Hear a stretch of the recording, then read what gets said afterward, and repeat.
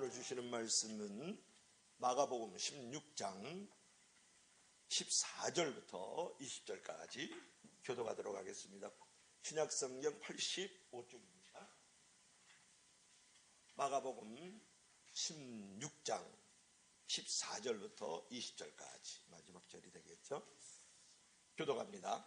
그 후에 11 제자가 음식을 먹을 때에 예수께서 그들에게 나타나사 그들의 믿음 없는 것과 마음이 완악한 것을 꾸짖으시니 이는 자기가 살아난 것을 본 자들의 말을 믿지 아니함일러라. 또 이르시되 너희는 온 천하에 다니며 만민에게 복음을 전파하라. 믿고 세례를 받는 사람은 구원을 얻을 것이요 믿지 않는 사람은 정죄를 받으리라. 믿는 자들에게는 이런 표적이 따르리니 곧 그들이 내 이름으로 귀신을 쫓아내며 새 방언을 말하며 뱀을 집어 올리며 무슨 독을 마실지라도 해를 받지 아니하며 병든 사람에게 손을 얹은 즉 나으리라 하시더라. 주 예수께서 말씀을 마치신 후에 하늘로 올려지사 하나님 우편에 앉으시니라. 우리 다 같이 제자들이 나가 두루 전파할세 주께서 함께 역사하사 그 따르는 표적으로 말씀을 확실히 증언하시느니라. 아멘. 기도합니다. 주 하나님 아버지, 바쁘고 분주한 우리의 삶의 일상에서 지옥불에 던져지고 사망길을 헤매고 있는 영혼에 대한 무관심 속에서 살아왔음을 고백합니다. 우리의 허물을 덮으시고 죄를 씻어주시고 다시 한번 내가 전도를 위하여 이 마을에서 저 마을로 가야 하리라고 사명 선언하셨던 그 예수님을 생각하면서 다시 한번 멸망의 길을 쫓아가는 많은 영혼들에게 영생의 길, 천국의 길을 안내하고자 새롭게 주의 음성을 듣는 복된 시간이 되기를 원합니다. 예수님 이름으로 기도합나이다. 아멘. 그림 한번 볼까요? 톨스토이. 우리 다 같이 한번 읽어봐요. 시작. 사람은 무엇으로 사는가? 우리 1번 시작. 가장 중요한 시간은 언제인가? 가장 필요한 사람은 누구인가? 가장 중요한 일은 무엇일까? 톨스토이의 인생론과 행복론이죠. 여러분, 세계의 의문이라는 톨스토이 글이 있는데 톨스토이는 이 글에서 인생론과 행복을 이야기했어요. 이 세상에서 가장 중요한 시간은 언제일까? 이 세상에서 가장 필요한 사람은 누구일까? 이 세상에서 가장 중요한 일은 무엇일까? 그랬을 때 톨스토이의 대답은 이러했습니다. 이 세상에서 가장 중요한 시간은 현재다. 그리고 이 세상에서 가장 필요한 사람은 현재 내가 만나고 있는 사람이다. 이 세상에서 가장 중요한 일은 현재 내 옆에 있는 사람에게 선을 행하는 것이다. 이것이 톨스토이의 인생론이요 행복론이었어요. 그렇다면 이 말에 대해서 우리가 신앙의 의미를 부여한다 그러면 이 세상에서 가장 중요한 시간은 예수 그리스도를 영접하는 시간이다. 두 번째로 이 세상에서 가장 필요한 사람은 현재 기도하는 사람이다. 이 세상에서 가장 중요한 일은 바로 옆에 있는 사람에게 전도하는 일이다. 우리는 신앙적으로 이런 고백을 할 수 있다라는 거예요. 왜냐하면 오늘 본문에 보면 예수님은 부활하셔가지고 승천하시기 직전에 제자들에게 하신 명령이 나와 있거든요. 그것이 무엇입니까? 오늘 본문 15절인데요. 우리 다 같이 한번 읽어볼까요? 시작. 또 이르시되 너희는 온 천하에 다니며 만민에게 복음을 전파하라. 뭐라고요? 너희는 온 천하에 다니면서 만민에게 복음을 전파하라. 이 말씀을 보면 부활하신 예수님이 십자가에 달려 죽으시고 무덤에서 3일 만에 다시 살아난 예수님께서 제자들에게 하신 첫 번째 말씀이 첫 번째 명령이 나오는데 너희는 온 천하에 다니며 만민에게 복음을 전파하라는 거예요. 그 말은 뭐냐면 하나님이 가장 원하시는 것은 바로 복음 전파라는 사실이거든요. 특별히 이 구절에서 온 천하라는 단어가 나오고 만민에게 이런 단어가 나오지 않습니까? 온 천하 만민이라는 단어에서 무엇을 느끼느냐? 우리가 세계적인 비전을 가져야 된다는 거, 월드 비전. 세계적인 관심을 가져야 된다는 거, 월드 콘선을 가져야 된다는 거예요. 그리고 너희는 온 천하에 다니며 만민에게 복음을 전파라는 말은 가족과 이웃과 우리 세상 속에도 복음을 전해야 되지만 세계 선교에도 비전과 사명을 가지고 전해야 된다는 말이 이 안에 숨어 있는 것을 우리가 깨달아 알 필요가 있죠. 그러니까 주님은 승천하시기 직전에 복음 전파의 사명을 남겨주었다라는 거예요. 그처럼 우리가 하나님께서 가장 원하시는 것, 예수님께서 승천하시기 직전에 하시는 가장 기쁜 물, 이제 원하시는 것을 우리가 순종하면 하나님께서 축복하시지 않겠느냐, 이제 그런 말씀이거든요. 자, 하나님이 우리에게 은혜를 주신 이유는 바로 복음 전파와 선교를 위해서 우리에게 은혜를 주셨다는 거예요. 자, 은혜는 반드시 책임이 따라야 됩니다. 여러분의 자녀들을 키우죠. 그리고 그냥 진자리 마른 자리 다 가리우고 잠 못 자면서 그저 찬물로 그 열 올려놓은 이마에다가 수건 올려가지고 그렇게 이제 키웠단 말이에요. 그렇죠? 그러면 그 자식이 컸어요. 그러면 해야 될 일이 뭐예요? 부모님을 공경해야 되는 거 아니에요. 그리고 가문을 이어야 되고 부모님이 어떤 뜻을 가지고 나에게 요구하는지 그것을 들어 쫓아 행하는 것이, 그게 진짜 부모님의 은혜에 대한 책임을 지는 거잖아요. 마찬가지로 저와 여러분들께서는 하나님의 아들 되신 예수님께서 십자가에 달려 죽으셨다고요. 그리고 3일 만에 부활하신 이 놀라운 사건으로 말미암아서 지옥불에 던져질 영혼이 천국길로 가게 됐다고요. 멸망길로 던져졌던 영혼이 영생의 길로 돌아섰다고요. 그리고 사망의 길로 던져졌던 영혼들이 이제 생명의 길로 우리가 돌아섰거든요. 그뿐만이 아니고 우리는 하나님의 자녀를 일컬어먹고 천국의 시민권을 받게 됐다고요. 누구로 말미암아? 우리 주 예수 그리스도 하나님의 아들로 말미암아서. 그렇다면 우리가 은혜를 입었잖아요. 은혜라는 게 뭐예요? 값없이 주어지는 하나님의 선물이에요. 하나님의 자녀가 되기 위해서 여러분이 노력한 게 있어요? 천국의 시민권을 얻기 위해서 여러분들이 수고하게 있느냐고 물어보는 거죠. 여러분이 사망길에서 생명의 길로 옮겨지는 거 여러분의 어떤 업적이 있나요? 그냥 은혜로 주어졌단 말이에요. 그렇다면 우리가 해야 될 일은 뭡니까? 그 은혜에 대한 반드시 책임을 우리가 질 줄 알아야 되는 걸 진짜 효자 성도라고 우리가 말할 수 있지 않겠어요? 그러므로 우리는 은혜 받은 자로서 최선을 다해서 무엇에 힘써야 될까요? 복음 전파에 힘을 써야 된다, 그런 말이죠. 그러나 전도자의 사명을 이행한다는 거 쉽지 않아요. 그래서 전도자에게 먼저 있어야 되는 것이 있는데 그것이 무엇일까? 첫째로는 믿음이 있어야 된다. 따라합시다. 믿음이 있어야 된다. 믿음이 있어야 된다. 오늘 본문 14절을 볼 것 같으면 이런 말씀이 나와요. 14절 제가 읽어볼까요? 그 후에 11 제자가 음식을 먹을 때 예수께서 그들에게 나타나사 그들의 믿음 없는 것과 마음이 완악한 것을 꾸짖으시니 이는 자기가 살아난 것을 본 자들의 말을 믿지 아니하느니라. 그러니까 한마디로 이런 거예요. 제자들이요, 예수님께서 무덤에서 부활하신 것을 믿지 않는 거예요. 그리고 마음이 완악해졌단 말이에요. 그러니까 예수님께서 너무 속상해서 꾸짖으신 거예요. 이 11 제자에게 꾸짖었단 말이에요. 여러분, 믿음이 없다라는 것은 아피스티아 이런 말을 하는데 헬라어로 이 말은 뭐냐면 근본적으로 불신앙자가 아니라는 거예요. 이게 믿음이 없다는 건 완전히 믿음이 없다는 게 아니라 예수님을 따라다닐 때는 믿음이 있었는데 예수님이 십자가에 달려 죽고 나시니까 믿음이 아주 좁쌀만큼 작아졌다, 그런 말이에요. 그리고 완악해졌다는 말은 뭐냐면 스컬레오 가르디아 이런 말을 하는데 이것은 뭐냐면 확실한 증거가 있음에도 불구하고 순종치 않아가지고 믿지 않는다는 것을 말하는 거거든요. 그러니까 제자들이 부활하신 예수님을 본 사람들의 말을 믿지 않는 거예요. 그러니까 예수님께서 이 제자들에게 좀 꾸중하시는 거거든요. 근데 사람이 왜 믿지 못하느냐가 이제 중요한 거거든요. 이제까지 어떤 이성, 어떤 경험, 어떤 습관으로 마음과 생각이 굳어졌기 때문에 돌같이. 그러니까 부활하신 주님을 믿지 못하고 또한 부활하신 주님을 믿는 믿음으로 새 일도 시작하지 않는 거예요. 모험을 걸지 않는다고요. 그러고 너무 쉽게 낙심하고 너무 쉽게 포기하고 너무 쉽게 일을 시작하지 못하는 사람들이 꽤 많거든요. 왜냐하면 믿음이 없는 거예요. 완전히 믿음이 없는 게 아니라 믿음이 아주 큰 모래알과 같은 믿음을 갖고 있으니까 너무 쉽게 포기하고 너무 쉽게 이제 낙심하고 너무 쉽게 일을 안 한다는 거예요. 주님은 그런 모습을 기뻐하지 않는 거죠. 제자들을 좀 꾸짖으셨잖아요. 나무라셨잖아요. 주님은 세상 끝날까지 우리와 함께 하신다고 말씀하셨거든요. 마태복음 28장이 마지막 장이에요. 그리고 마태복음 28장 마지막 절이 20절이에요. 마태복음 28장 20절에 뭐라고 말씀하셨어요? 너희는 세상 끝날까지, 볼지어다 세상 끝날까지 너희와 함께 하리라. 할렐루야. 그래, 마지막 장의 마지막 절로 하신 말씀이 얼마나 의미가 있고 중요한 메시지냐고요. 볼지어다 세상 끝날까지 너희와 함께, 김집사와 함께, 이집사와 함께, 장목사와 함께 하겠다라는 거예요. 여러분, 그 말 하나만 분명히 믿어도요, 여러분의 삶은 사실은 획기적으로 달라질 수 있어요. 그래서 주님께서 제자들에게 가장 요구하는 것이 무엇이냐 그러면 믿음이거든요.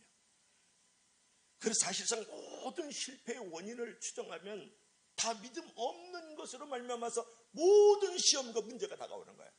문제가 아니라 믿음이 없는 게 문제다 그런 말이에요. 우리가 부활하신 주님을 믿으면 그 부활의 능력이 우리에게도 주어지는 줄로 믿을 수 있기를 바랍니다.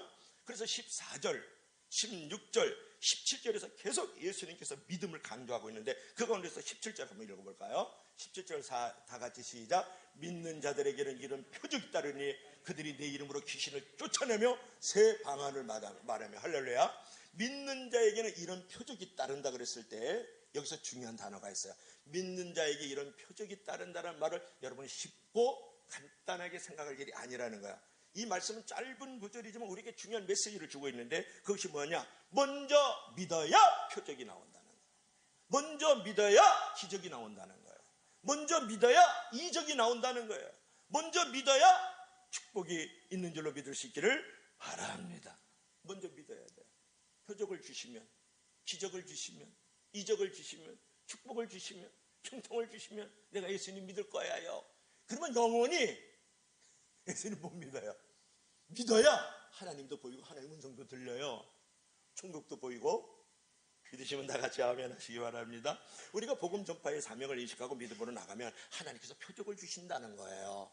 그러니까 하나님께서 너 지금 전쟁터로 나가. 그럼 무엇을 주겠어요? 무기를 주셔야 되지 않겠어요? 너 지금 농사지로 나가. 하나님이 그러시면 무엇을 쟁기를 주시지 않겠느냐? 그런 말이에요.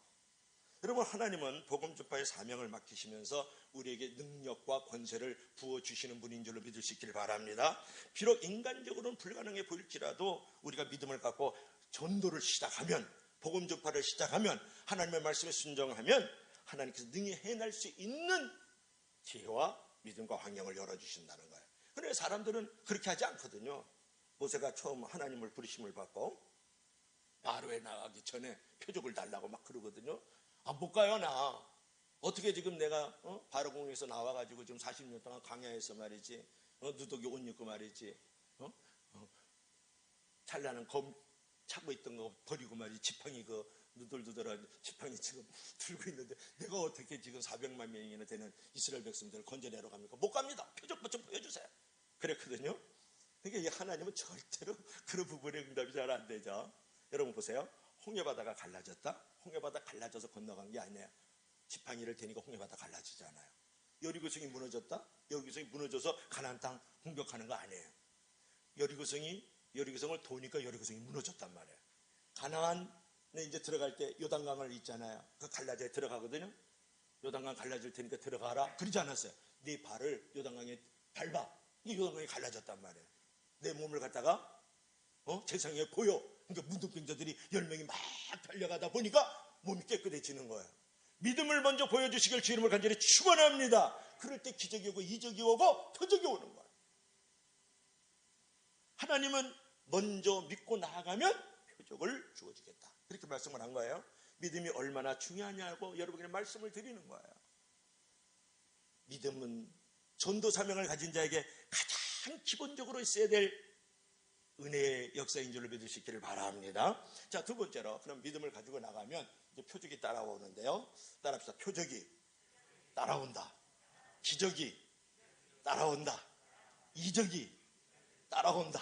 뭐 조금 차이가 있지만 기적, 이적, 표적, 또 이사가 있어. 이사, 기사 이런 게 있는데 조금 차이가 있지만 다 같은 말이에요. 자, 우리가 믿음을 가지고 전도하면 표적이 따라와요.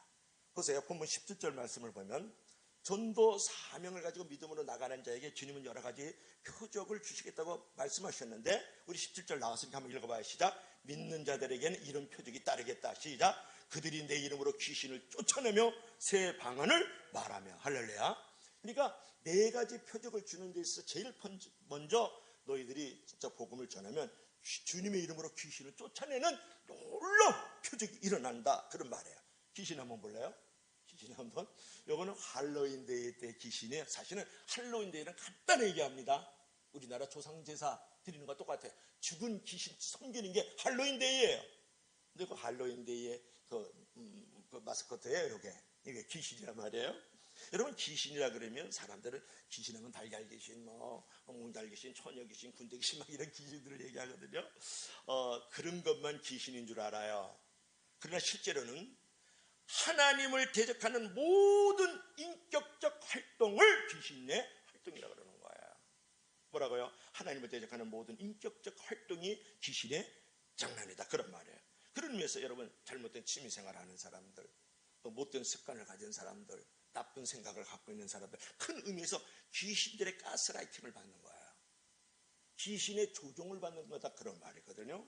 그래서 여러분, 이제 우리가 이 복음이 있는 곳에는 그런 나쁜 것들이 없어지는 거예요. 잘못된 습관, 잘못된 이제 취미생활, 잘못된 나쁜 생각들, 이런 것들이 복음이 들어가는 순간, 복음을 전하는 순간에 그런 귀신들의 조정이 끊어진다, 그런 말이거든요.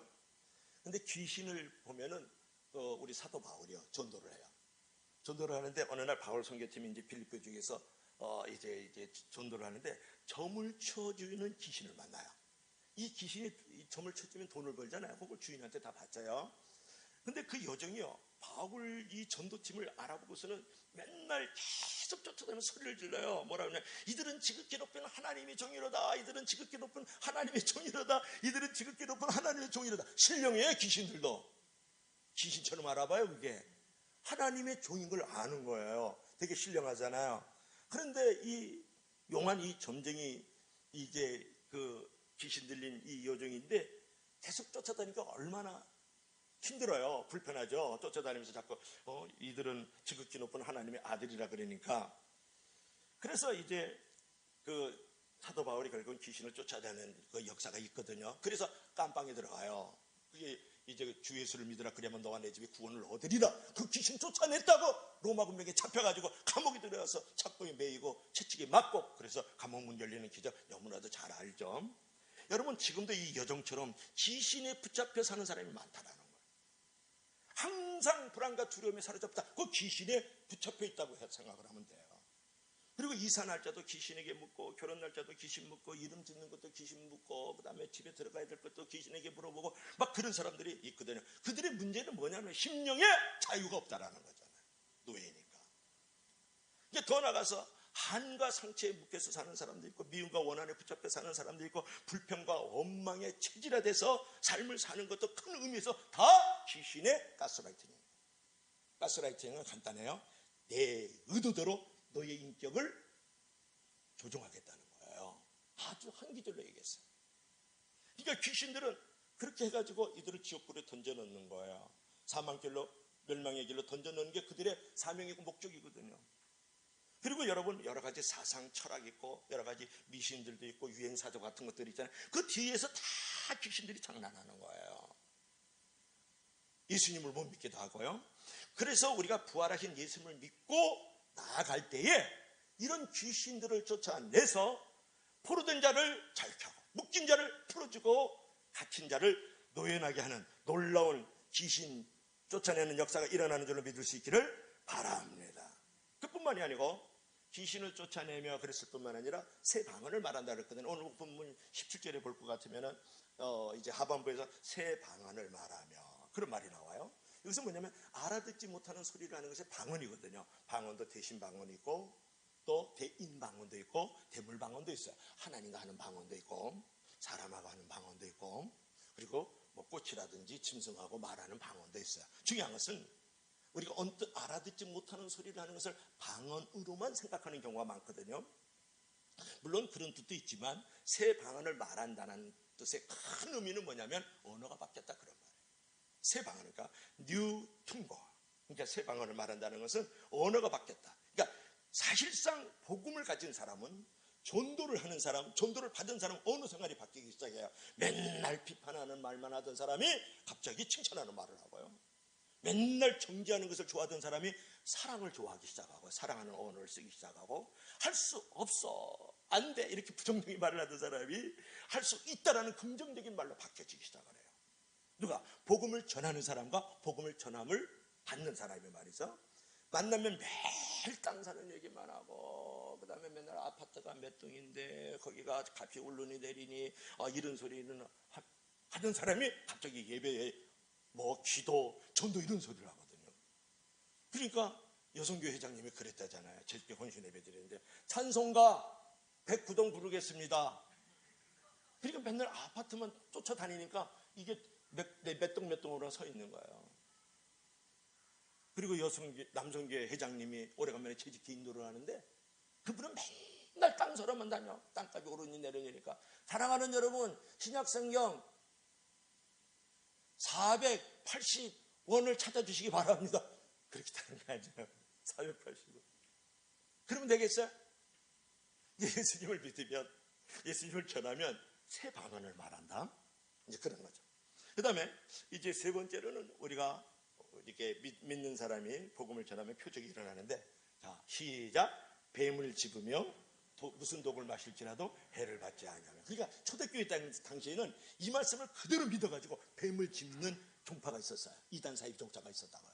그리고 실제로 막 독약을 먹고 있잖아요. 그 다음에 뭐 농약 먹고 그런 종파가 있었대요.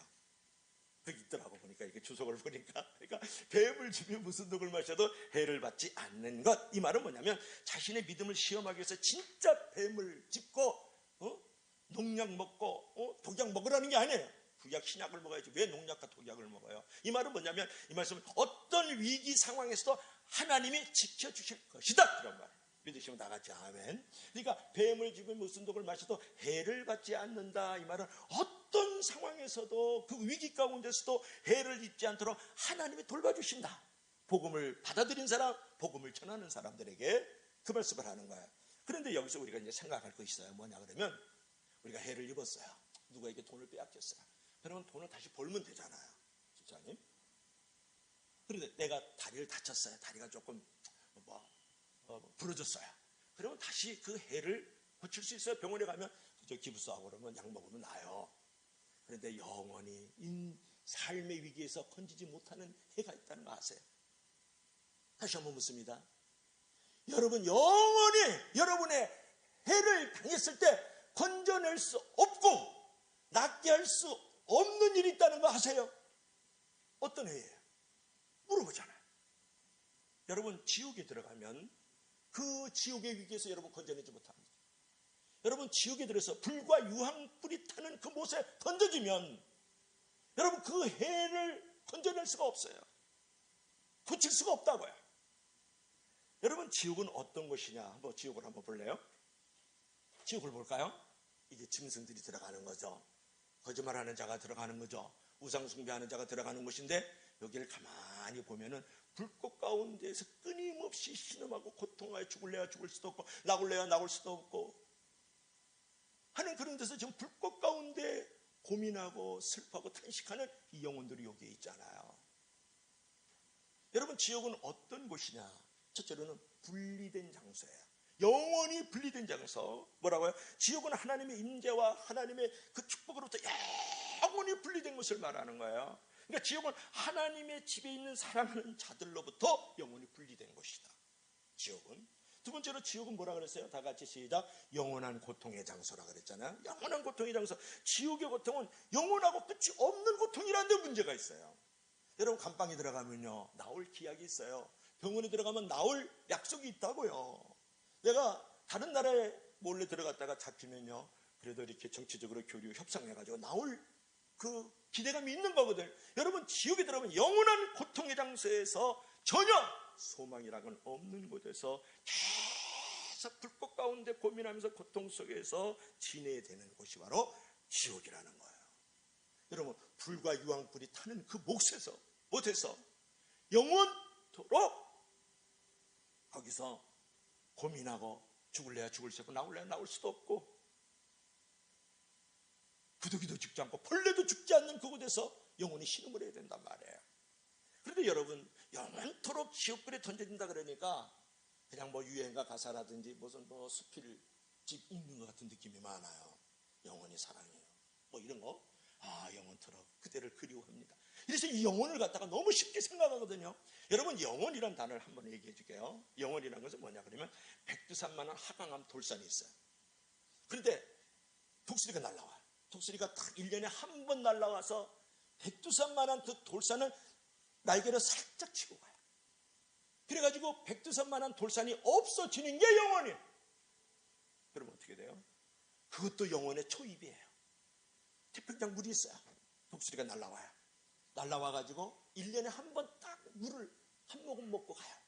1년에 한 번. 근데 태평양 물이 다 말라지는 게 그게 영혼이라고. 그렇다면 묻습니다. 영혼은 얼마나 길어? 영혼은 영원한 거라고요. 그 영원한 곳에서 불꽃 가운데 고민하고 신음하고 죽을래야 죽을 수도 없고 도망래야 도망날 수 없는 곳이 바로 지옥이거든요. 그 지옥에서 해를 받으면 건져낼 수가 없어요. 그 해를 고쳐줄 수가 없다. 이게 우리에게 문제라는 거야. 일반적인 돈 빼앗기고 몸 좀 상하고 관계가 좀 비틀어지고 이런 어떤 해는 회복이 가능하지만 지옥이라는 불못에 던져지면 그 영원한 해꾸지에서 벗어날 수가 없다는 것을 여러분 알아야 돼요. 최근에 제가 이 설교를 준비하면서 다음 주까지는 한 말에 천국 지옥 얘기를 해야 되니까 박영규 목사님이랑 계셔요. 저는 직접 만나 뵀어요. 전화도 같이 하고. 박영규 목사님이 이제 목사님인데 천국을 다녀왔어요. 지옥을 다녀왔는데 그분이 하는 말씀이 뭐냐면 천국에 가는 숫자가 지옥에 가는 숫자하고 1000대 1이래요. 근데 천국에 한 명 올라가면 지옥은 1000명 만나는 거예요. 그뿐만이 아니고 이제 지옥에 오는 두 종류의 사람이 있는데 예수 안 믿는 사람 그리고 우상 숭배자는 100% 지옥에 들어온다는 거예요. 그뿐만이 아니고 교회는 다녔는데 형식적으로 다니고 종교적으로 다니고 그 다음에 외식하는 마음으로 다니고 탐욕으로 사는 자들도 지옥에 들어온다는 거예요. 거기서 들어갔더니 모택동도 보고 히틀러도 보고 우리나라 유명한 목사님들 얘기가 다 나와요. 그런데 그 지옥 불못에 들어가면 두 가지 불못이 그분이 얘기를 하는 게 있는데 하나는 유황 불못에서 고생하는 영혼들이 있는데 유황 불못은 세상 도시처럼 수만 개의 그 유황 불못인데 큰 것도 있고 작은 것도 있다라는 거예요. 이곳에 온 영혼들은 땅에서 성경 말씀 믿지 않은 사람들 그리고 교회와 교인들을 업신여기고 조롱하고 핍박했던 사람들 그리고 세상 부귀와 권세를 위해서 신앙을 저버리고 주의를 범하는 인간들 교회 안에서 분열과 분쟁을 조작하고 교회를 자기 권세와 장소로 삼아서 늘 싸움을 일삼았던 사람들이 유황 불못에 들어와서 고생하는 영혼들이라는 거예요. 근데 또 하나 재밌는 게 있어요. 내가 이게 재미라 그러면 안 되는데요. 우리가 학교에서요 지옥 설교할 때는 절대로 예화를 들어도 웃는 예화하지 말고 웃지 말고 진지하게 울면서 설교하라 그러거든요. 근데 내가 지금 그렇게 하지 못하고 있는 게 죄송할 생각이에요. 벌레의 지옥에서 고생하는 영혼들이 있대요. 이거 성경적이거든요. 벌거벗은 모습으로 벌레들에게 모든 게 고통을 당하는 영혼들이 있다는 거예요. 근데 그 땅에 이때 들어오는 영혼이 뭐냐 그러면 더러운 일, 추한 일, 음행, 불의, 추악, 욕설, 거짓, 부정이 가득하면서 탐심과 정욕대로 산 사람들은 벌레가 가득한 그 지옥에 들어가 있다라는 거예요. 근데 이게 성경에 있어요. 성경에 마태복음 9장 17절부터 19절에 제가 읽어드릴까요? 만일 내 눈이 범죄하거든 빼어내어 버리라. 두 눈을 가지고 지옥에 던져지는 것보다도 한 눈을 가지고 천국에 들어가는 것이 낫지 않느냐? 거기는 구더기도 죽지 않고 불도 꺼지지 않으니라. 사람들이 불로서 소금 치듯 하는 곳이다. 이게 마태복음 9장 17절부터 19절에 나와요. 그만큼 예수님께서 죄를 지을 때 눈을 바라보고 죄를 지으면 손을 자르더라도 지옥에 들어가면 안 된다는 말씀이니까 다음 주에는 기부스하고 안대하고는 영혼들이 많이 있을 줄로 믿습니다. 할렐루야. 그 말이 아니고 진짜 또 눈 빼고 막 손 자르고 그런 사람도 없기를 바랍니다.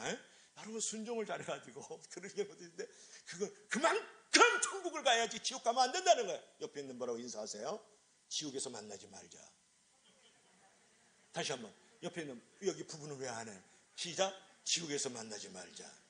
천국에서 만나보자. 그날 아침 그때에 할렐루야. 그러니까 여러분 콜라텍 가도 내가 좋아. 용서할게. 디스코텍 가도 좋아. 노래방 가도 좋아. 원미산 자녀들하고 손잡고 원미산 등산하는 것도 좋아. 그러나 지옥은 가지 않길 주의로 하니 부탁합니다. 정말 지옥은 가면 안 돼요. 불로서 소금 치더라는 것. 구더기도 죽지 않고 벌레도 죽지 않는 것. 불과 유황이 타는 곳. 영원토록 있는 그 지옥 못에 여러분 누가 들어가 있을까요? 누가 들어가고 있을까요? 여러분의 자녀들 가운데 혹시, 여러분 형제들 가운데 혹시 여러분 부모님 가운데 혹시, 여러분의 아내 가운데 혹시, 여러분의 남편 가운데 혹시, 여러분의 손자들 가운데 혹시 물어보는 거예요. 불과 유황이 타는 지옥에서 영원히 고생하지 않을까? 벌레도 죽지 않고 구더기도 죽지 않는 그 지옥의 자리에서 영원히 고생하지 않을까? 라고 여러분을 생각할 수 있어야 되지 않겠습니까?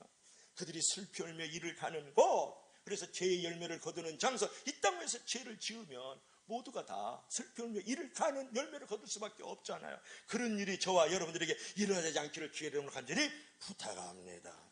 여러분, 예수님의 표적 중에서 진정한 표적은 뭐냐면, 예수님을 믿어서 영원한 해를 받지 않는 게 표적 중에 표적이고, 기적 중에 기적이고, 이적 중에 이적이라는 거예요. 축복 중에 가장 축복이 뭔지 아세요?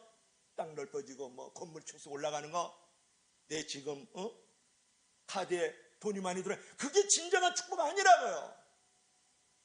내가 지옥에 가지 않고 천국에 가는 것, 정말 축복인 줄로 믿을 수 있기를 바랍니다. 그리고 이제 마지막으로는 또 하나가 있는데 한번 볼까요?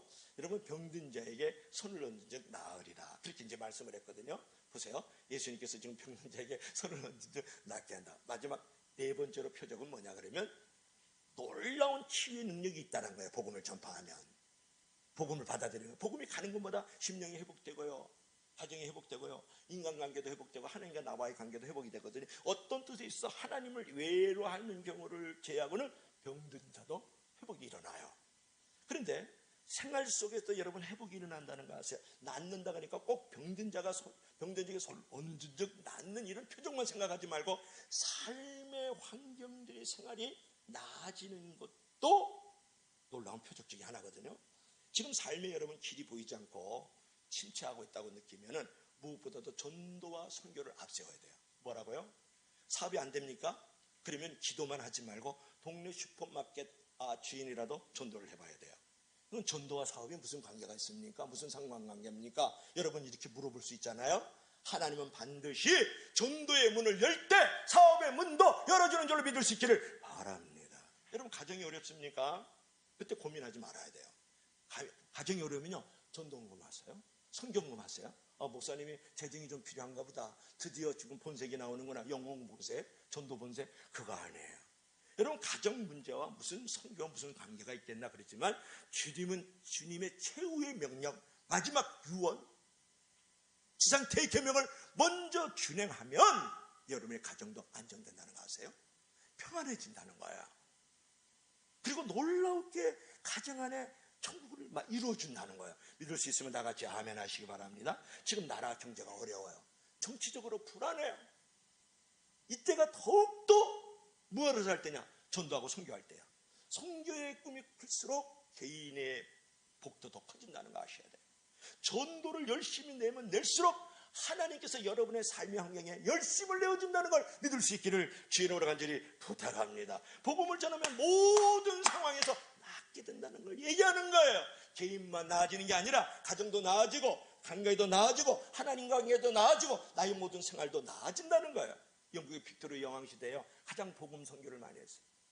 미국에서는요, 아이젠하워 대통령이 됐을 때 가장 전도와 선교를 많이 했어요. 그때 모든 윤리와 도덕도 회복이 되고, 정치적으로 안정이 되고, 경제적으로도 부흥을 이루는 줄로 믿을 수 있기를 바랍니다. 그래서 하나님의 마지막 명령, 지상 대계명, 우리 예수님의 마지막 유언을 여러분이 완성해 나간다 그러면, 하나님의 우선적으로 사는 그 삶의 자리에 우선적으로 복을 부어주지 않겠느냐? 이게 틀린 말입니까? 맞는 말입니까? 그래서 우리들도 열심히 세계 선교를 힘쓸 때, 지역 종교를 힘쓸 때 윤리도 도덕도 회복이 되고, 경제적으로도 왕성해지고, 정치적으로도 안정이 되고, 사회도 깨끗한 사회가 될 줄로 믿을 수 있기를 바랍니다. 물론 교회가 부흥하고 성장하는 건 말할 것 없겠죠. 자, 그러면 마지막 성경 기절 한번 17절 18절 지금 읽었으니까 이제 19절 20절 마지막으로 읽겠습니다. 결론을 맺어야 되겠어요. 다 같이 시작. 주 예수께서 말씀을 마치신 후에 하늘로 올려주사 하나님 우편에 앉으. 이 말씀을 하신 후에, 그죠? 귀신들이 쫓겨나가고 새병원을 하게 될 거야. 그리고 이제 뱀을 지면 무슨 독을 마실지도 해를 받지 아니하고, 그 다음에 마지막으로 뭐였죠? 병든 자에게 손을 얹은 즉 나으리라. 그 말씀을 하신 후에 예수님께서 하늘로 올려주사 하나님 우편에 지금도 앉아 계시는 줄로 믿을 수 있기를 바랍니다. 그리고 20절에 한번 볼까요? 다 같이 시작. 제자들이 나가 두루 전파할세 주께서 함께 역사하사 그 따르는 표적으로 말씀을 확실히 증언. 나는 이 말씀이 너무 은혜가 돼요. 여러분, 제자들을 꾸짖었어요.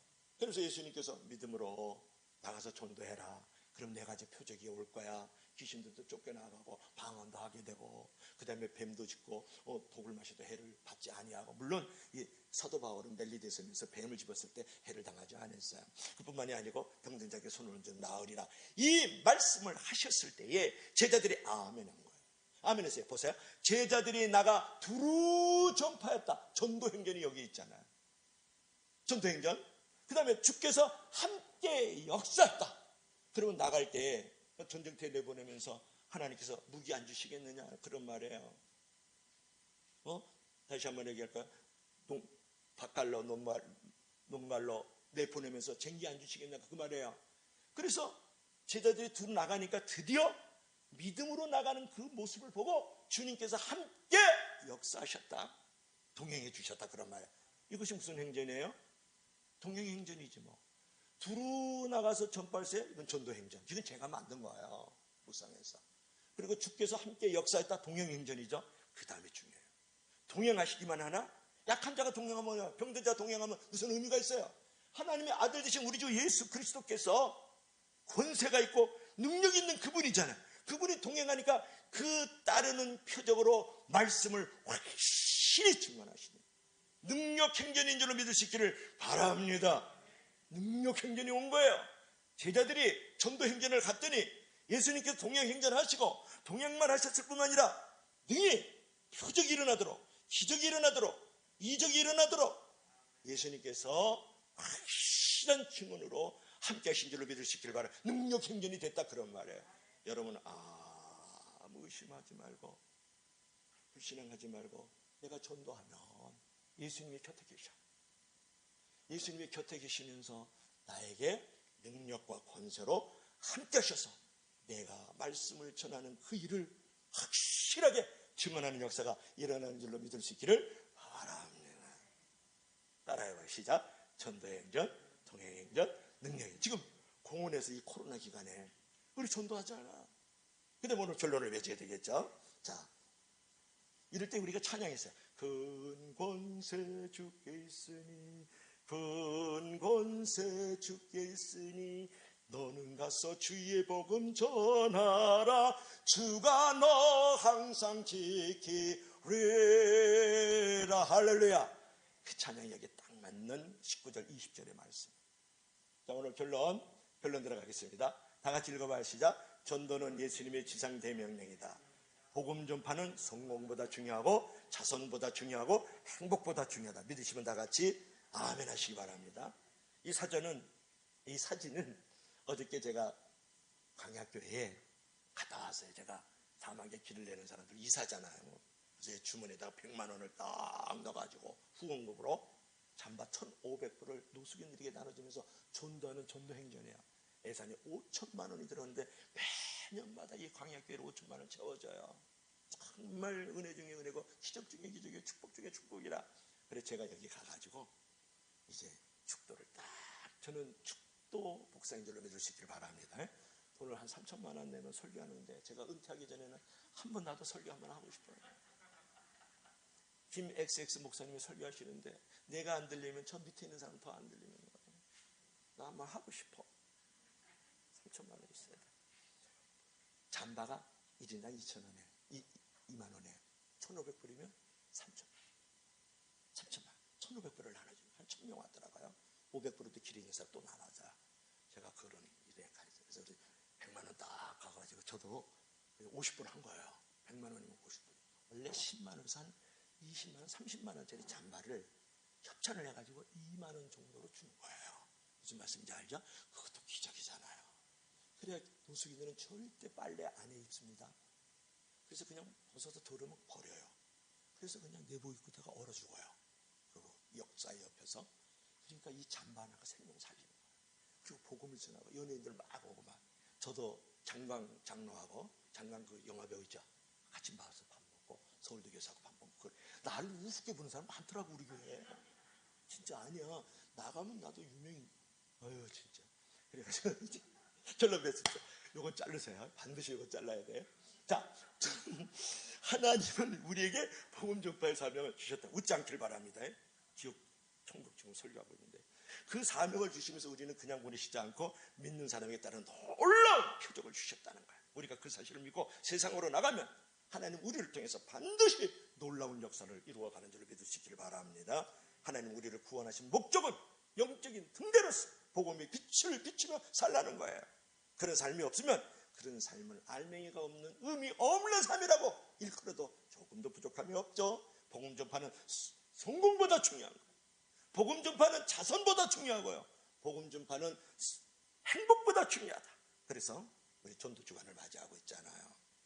주님의 지상 대명령을 준행하고 주님의 마지막 유언을 준행하는 전도주간으로 성탄절까지 쭉 이어간다면 얼마나 하나님께서 여러분의 결실을 떠나서 우리 성도와 교회를 은혜를 주시고 복을 주실 것인가 하는 것을 여러분의 말씀을 드렸습니다. 기도하십시다. 우리 다 같이 기도할 때요. 여러분 눈 감지 마시고 여기 있죠. 요거 새생명 축제의 학군방을 보세요.